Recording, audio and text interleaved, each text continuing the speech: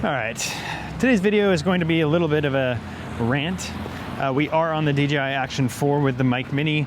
It's pouring rain right now. I've got an ND8 on the front here, so we are getting that beautiful cinematic motion blur.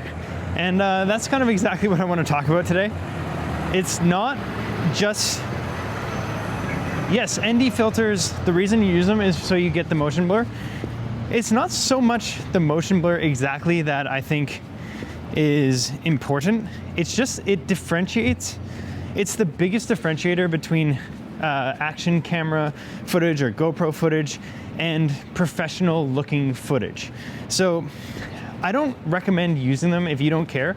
Like if you don't care about the like having that shutter speed fixed, then definitely don't do it, because NDs are gonna make your life a living hell for this type of content, because you're constantly changing it, especially if you're using an Action 4, the stabilization is gonna suffer.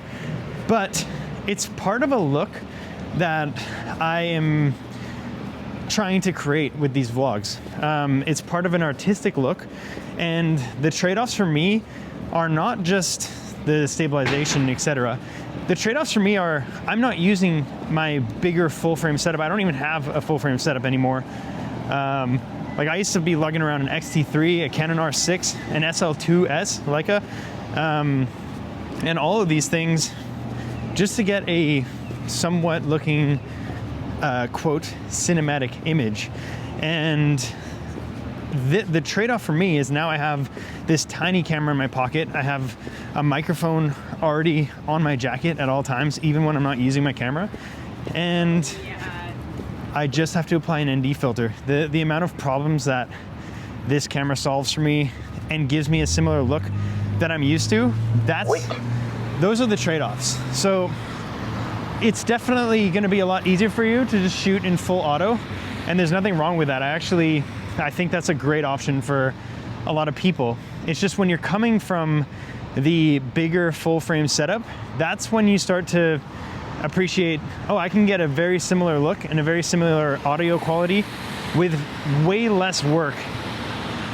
So using ND filters for me is not a big deal at all because of what I'm used to shooting with. So all that being said, no shade against using full auto. I think that is a great option for almost everybody, and I may switch to that eventually if I just get bored of kind of like trying to make this work. But again, it's not really trying to make it work, because it just works for me.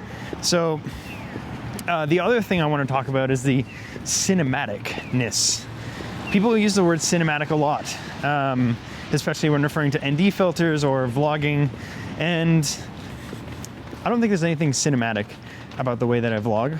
And I say that because I've never seen a movie in the cinema that looks like one of my vlogs. I think this word gets thrown around a lot. And there's some things that, like, making yourself the main character of your video is seen as cinematic.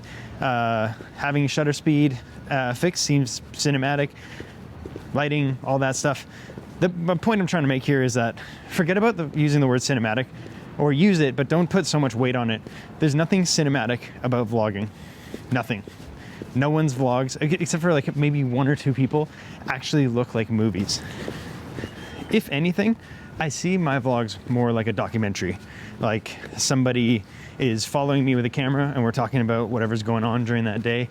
And that's kind of how I treat this channel. And I want it to look and sound as good as possible without getting in the way. So that kind of explains my choice for using the Action 4 at the moment. That might change. I might end up using a completely different setup for a particular day, because there's no perfect setup, and the type of gear that I use kind of is dictated by the situation I'm going to be in and what the purpose of me being out is. Therefore, if I'm going out for shooting specifically, this probably wouldn't be the camera I would choose. But if I'm out with my kids and I want to be able to film and put it away, this is definitely a good pick. So in a coming up video, I want to compare the Osmo Pocket 3, the Action 4, the Insta360 Go 3S, and the iPhone 16 Pro Max. Put them to a test, show you kind of how all of that stuff works together, and hopefully you can kind of make an informed decision on which one would work for you. But until then, I will see you in the next video. Have a good day.